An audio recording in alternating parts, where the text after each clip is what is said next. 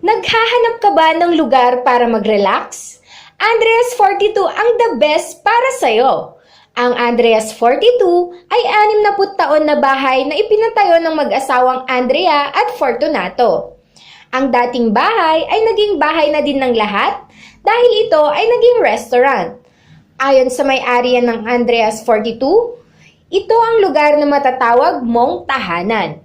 Pagpasok mo pa lamang, makikita mo ng makalumang disenyo, ngunit isa ito sa mga rason kung bakit maraming nahuhumaling sa pagpunta dito maliban sa pagkain. Ayon kay Ma'am Baby Rica Fort, manugang ni na Lola Andrea at Lolo Fortunato, wala silang binago sa dekorasyon nito. Inayos lamang ang mga dating gamit ng mga mag-asawa. Ito yung bahay na tatawagin na bahay para sa lahat. Wala kami binago.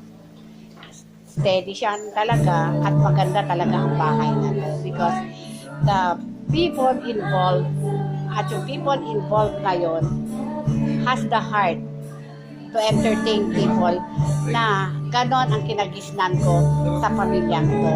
Sa halagang 300 pesos, makakain mo ng kanilang sariling version ng samyupsal. Sabayan mo pa sa pagkikinig ng kanilang acoustic band tuwing Biyernes.